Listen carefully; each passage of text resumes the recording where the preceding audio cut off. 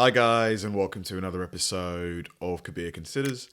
In this video, we're going to react to the 10 worst downtowns in the US. So a downtown is basically what we would call a town center. So it's the part, I believe, where the best restaurants are, bars.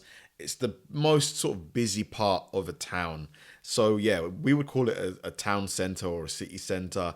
And obviously places like, cities like New York City, Los Angeles, the downtowns are going to be spectacular. But, there's bound to be some where the city is probably maybe really sparse, like not a lot of people there, not a lot going on. And the downtown just looks like something out of a post-apocalyptic movie.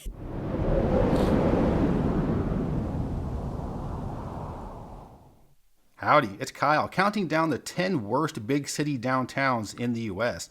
The downtown, or sometimes referred to as the Central Business District or CBD, should be the main district in your city. It should be the focal point neighborhood in the town where all the big things happen, where the big festivals and events go on, where they light the big Christmas tree in December. So this should be the it neighborhood for the city, but not all downtowns are created equal. So what I'm doing in this video is taking a look at the downtowns of the largest city of the 50 largest metros in the U.S. to see which ones have the worst ones in the country.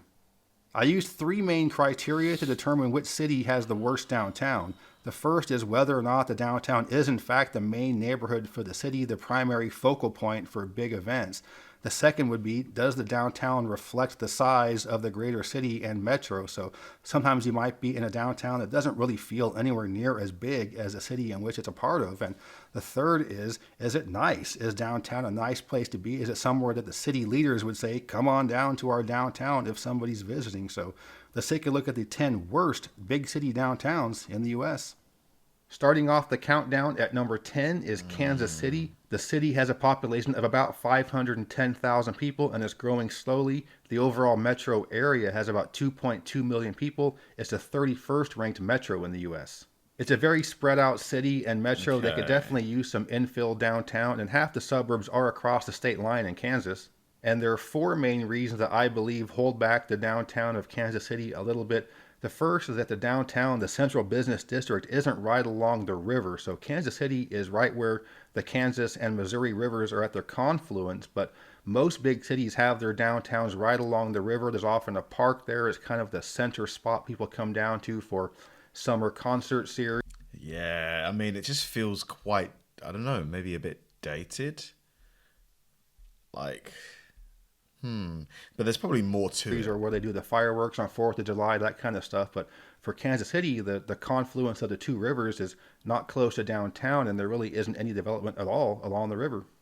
The second reason I think the downtown is held back is because most of the interesting neighborhoods in Kansas City are not downtown. You have the Westport neighborhood, which is the more historic area. You have a lot of restaurants and bars and clubs there. It's a very fun neighborhood. South of downtown is the Country Club Plaza. It's a very upscale shopping district, but it's also very car-oriented. You also have the 18th and Vine Jazz Historic District, where you have some restaurants and clubs there. So you have several different neighborhoods that are pulling from downtown. And Kansas City, it is a big city, but it isn't big enough to have a vibrant downtown, but also 4 or 5 other vibrant neighborhoods throughout the city.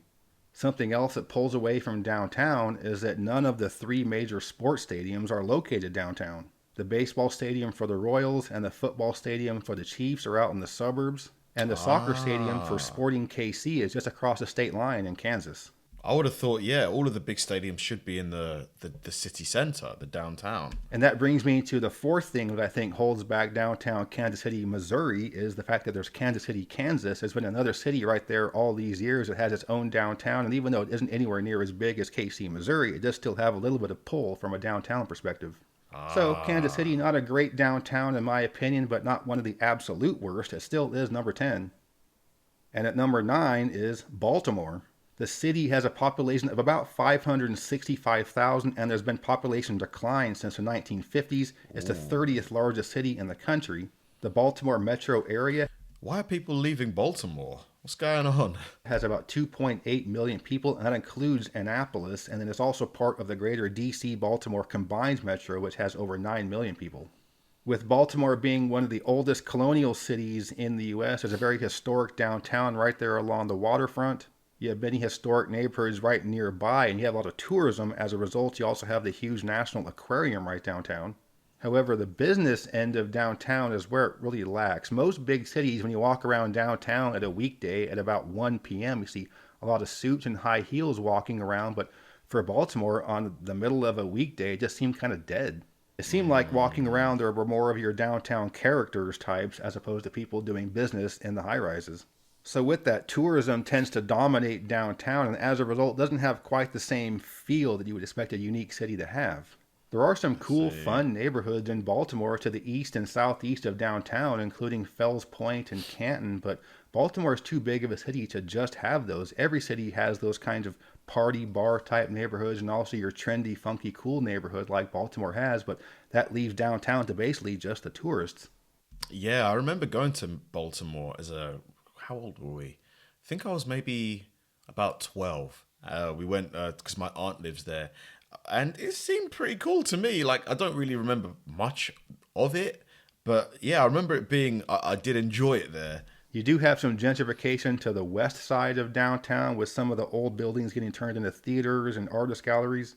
But overall, I would say that Baltimore is the city in the U.S. that has the highest percentage of its aerial footprint that would be classified as slum or blight or abandoned. I would say about 10 to 15 years ago, it passed Detroit in that category. There's been a lot of gentrification in Detroit. It's been improving, but it's still pretty bad in many areas. But I do think Baltimore is perhaps a little on the decline still.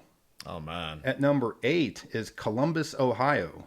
The city has about 915,000 people. It's the 14th largest city in the country. The metro area has just under 2.2 million. It's the 32nd largest metro in the U.S. I think in the case of Columbus, the two things that have really taken away from the downtown is that the two main parts of the economy don't lead to a very vibrant type downtown. One is just a state capital for a very large state. So government type stuff is usually Monday through Friday, 8 to 5, maybe a happy hour crowd after that, but it gets pretty much dead in the evenings. And the other major part of the economy is Ohio State University that's located several miles north of downtown. So all the activity around that enormous university is several miles north of the CBD. Yeah, it reminds me of an area in London called Canary Wharf. Like, I used to work there, and once 5 o'clock came and all the city workers went home, it was just dead. It was crazy, the difference between the daytime and the evening. Like, there's barely anybody there. And that huge university with a huge medical school leads to many medical type things going on in there, a lot of research, high-tech type stuff, biosciences. But something that's quite unique about Columbus is this distribution of its cool neighborhoods. So you have the heart of downtown, the CBD, where the government type stuff is. Just south of that is an area called the Brewery District. There's some cool restaurants and shops and bars there. Just north of downtown is a more established entertainment district called the Short North Arts District. And then just north of that is the campus of Ohio State University and the things that are associated with that, some of the things geared towards students. And then just north of that is another district called Old North Columbus, another spot with some pretty cool local restaurants and shops. But one thing that makes Columbus unique in that is that all of those neighborhoods I just mentioned are centered along the same street, High Street. Think how perfectly Columbus is set up to have a single streetcar line that goes from Old North down All to the the way Brewery through. District. So there has been some nice infill in the city, and I do think the CBD will improve through the years, but for right now, it doesn't reflect the size of the city. I do think it's pretty weak overall. Coming in at number 7 is Phoenix. Although Columbus, Ohio, I believe, is one of the areas that is most safe from natural disasters. Like, I think, Columbus, Akron as well. Akron is in Ohio, isn't it? Phoenix. The population of the city is 1.7 million people. It's the I fifth think largest so. city in the U.S. The metro area has over 5 million people. It's the 10th largest metro in the country. The vast majority of the population growth in the Phoenix metro has been over the past 50 years, so entirely since the advent of cars being the main source of transportation. The city is very spread out. You have large single-family homes not very far from the CBD.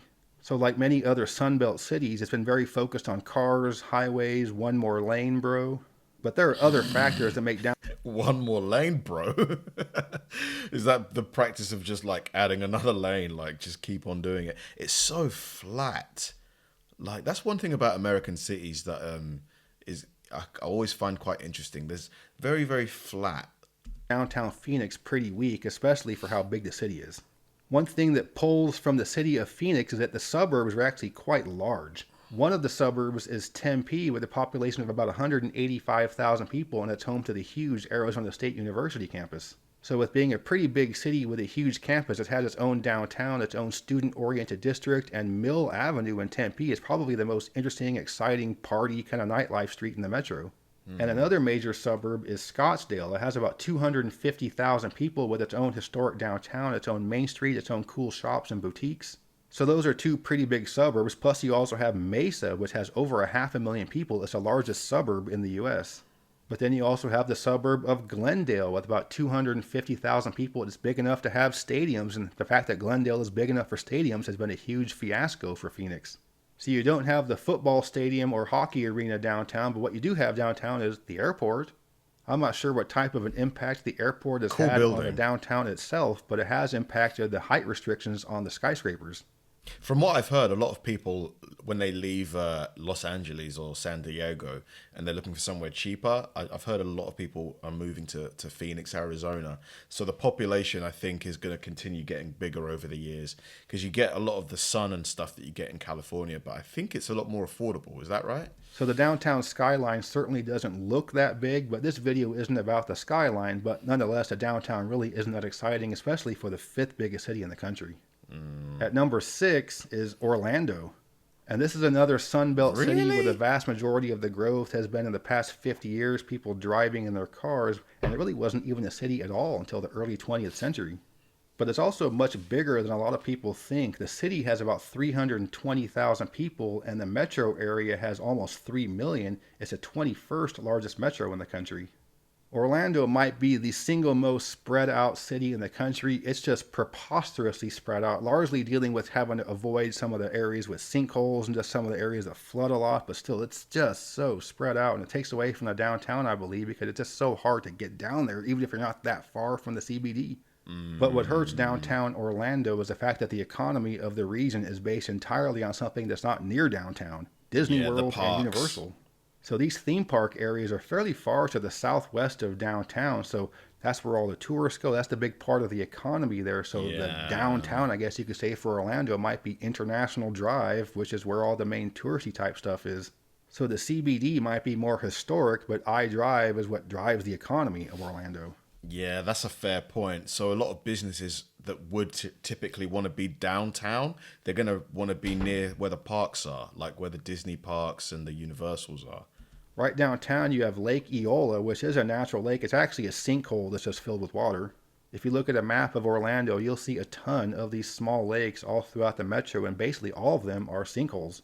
The main heart of downtown would be Church Street and a Church Street station. This is the historic heart of the city. You have a big entertainment district there. And with it being an historic train station, it does have an actual light rail stop there, but again, it doesn't go to the Disney area or to the airport. So with the city being so spread out, the main drivers of the economy not being anywhere near downtown, downtown hasn't been the main focus of the city. I think you are starting to see some more interest in people wanting to be closer to the city center because, again, it is so spread out. But for right now, it is still a pretty weak downtown, especially for such a large metro. Fair point. Heading into the top 5. Still love Orlando, man. Fun place. So much to do. The parks, like I love Disney and stuff like that. So much fun. So expensive now, though. I'm glad that my parents took us when they did. We went in 2002, so it was a lot cheaper. Like, I remember we got a pass for all of the parks. The daily pass was like $100, and that got you into all of the parks. Like now, that'd probably be way more. Like probably $200-300. Like, how much is it to get? How much is a ticket to get into all the Disney parks? If we have Washington. The city of Washington has about 678,000 people. It's the 23rd largest city in the country. The metro area has over 6 million. It's the 7th largest metro. And again, with Baltimore, and I mean $100 per person per day. More added to it. It's over 9 million in the combined metro. Now, admittedly, this is a little unfair, and I almost didn't put it into the video because of it, but it does have a weak downtown for a big city. Effectively, the downtown is the National Mall, so in some ways you can say that DC has the greatest downtown in the country, but from an urban standpoint, it's pretty weak.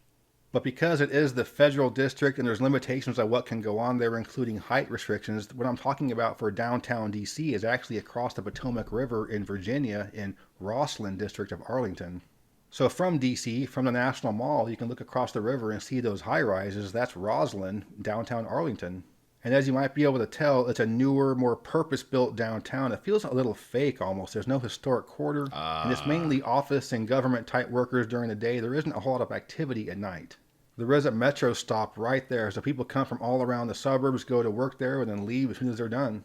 And even though DC itself doesn't have a downtown, there are some really cool, fun neighborhoods in the city, including Georgetown, Adams Morgan, and DuPont Circle. But those are your typical kind of really cool neighborhoods that most other big cities have, but there is, again, no big downtown CBD for DC. So of all the cities on this list, Washington is the only one that I actually really like. It's one of my favorite big cities in the country, but not because of its downtown. Going back down to Florida, at number 4, it's Jacksonville. It's much larger than you... But I suppose Washington, D.C. is always going to have that. People want to go see the White House and stuff like that. So it's always going to have that that's going to attract people there. Might think. The city has a population of about 1 million people. It's the 10th largest city in the country. However, the city is more than half the population of the metro, which has just over 1.7 million. It's the 38th largest metro in the U.S. The city of Jacksonville is not right on the beach. The St. Johns River goes right through town, and the main part of the downtown is right there along the riverfront. There used to be a spot there called the Jacksonville Landing, which was the main center high point of downtown. It had a lot of shops and restaurants there, but it was also kind of touristy. Later on, there were many issues with crime and some dilapidation and stores closing, and the entire Jacksonville Landing was demolished in 2020. And this is the main focal point of the CBD of Jacksonville. So right now they're in the process of redeveloping it, but what they do there is going to have a huge impact on the overall downtown. But that's not the only major project going on downtown right now. You also have a lot of gentrification in districts within the CBD. One is called the Shipyards, and this was a more of an industrial type area. They're redeveloping it right now, including a brand new football stadium for the Jaguars. Another area undergoing some gentrification is... Wow, this looks amazing. Like, is this going to be a hotel or what? It looks really nice. Called the Cathedral District, centered around some historic churches in the northeast part of downtown. And according to the folks behind the plan, they want a revitalized, green, urbanist type neighborhood. It's kind of in the beginning process of it, but we'll see where it goes. So these are 3 really big things going on right downtown with the Landing, the Shipyards, and the Cathedral Districts, but we really have to see what happens because these 3 projects can really make or break the downtown. I'll be honest, I'm a little skeptical as to what they're going to be doing with this stuff, but seemingly not very imaginative type projects, and you go on the websites of them, there aren't any major updates. But who knows, they could also hit a home run with all 3 of these projects and make downtown Jacksonville one of the best in the country. Fair. At number 3 is Virginia Beach. I mentioned it in my most recent video talking about metro areas with several anchor cities, and Virginia Beach is the largest city in that metro area that includes Norfolk. There are 460,000 people in Virginia Beach. It's actually the largest city in all of Virginia. Mate, the view from like living in one of these buildings here must be amazing. Actually the largest city in all of Virginia. And it's part of that Norfolk, Virginia Beach, Newport News, Hampton Roads metro that has about 1.8 million people. It's the 37th largest metro in the U.S. The vast majority of the city was developed in the second half of the 20th century. Again, Sunbelt type city, mostly car oriented. But I think city leaders realize that Virginia Beach is a big city on its own, and downtown Norfolk can have some major crime problems. So let's kind of come up with our own downtown for the biggest city in Virginia.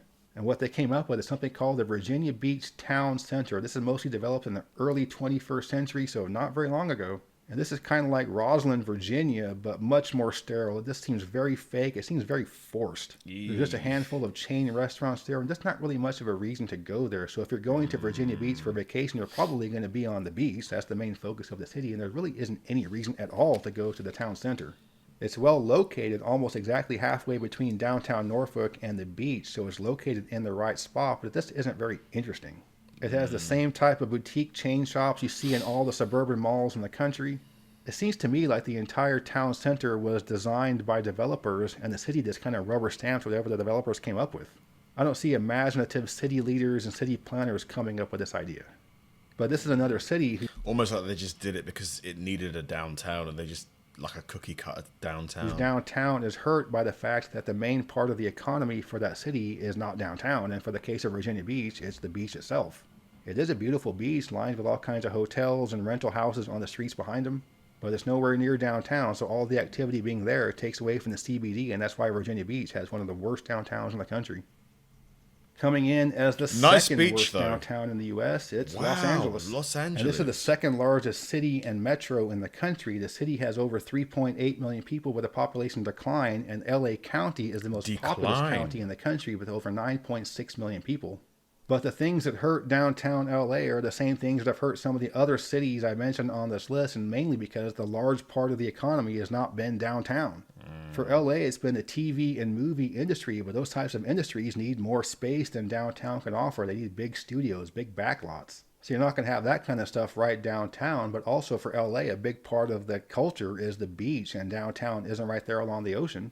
LA is actually the number one city in the country for manufacturing, but that stuff isn't downtown. It's also the busiest port in the country, but that's not downtown either. But in terms of actual downtown CBD type things in LA, there are many others that act more like that than downtown Los Angeles itself. But the number one reason why LA is this high on the list is downtown is just gross.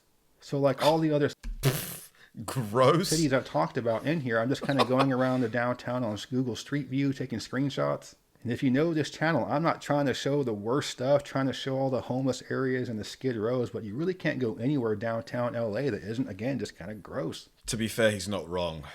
Was there last year, and it has a bit of a grimy sort of vibe to it. Cool.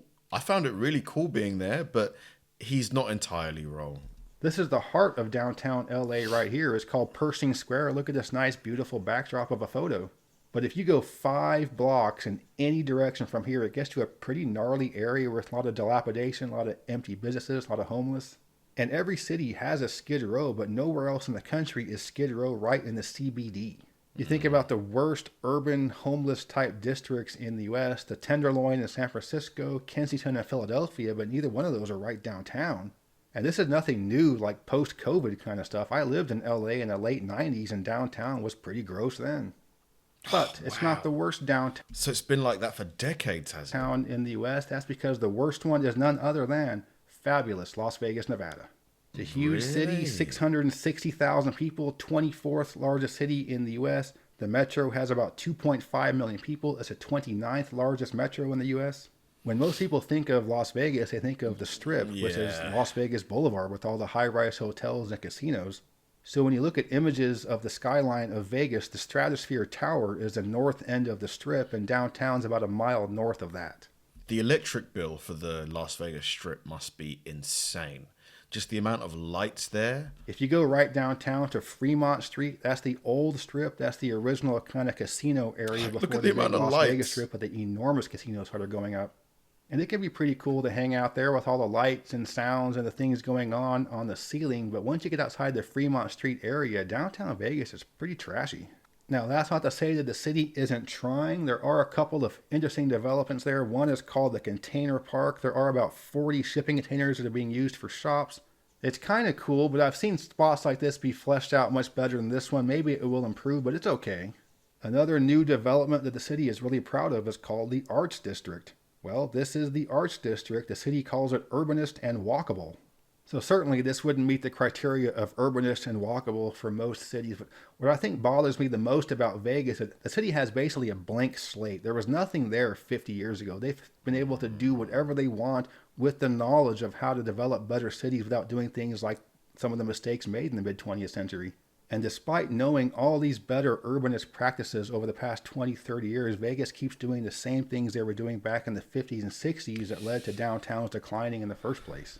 But I think of all the downtowns on this list, Vegas is the one that's most likely to stay pretty crappy because the big casinos who run the city don't want you going downtown. They want you on the strip in their casinos. Yeah. If there was a really vibrant downtown with some cool neighborhoods, some great It would pull walkability, people some away. cool shops, restaurants, and bars, everything that's more compact, then a lot of folks wouldn't even bother going down to the strip.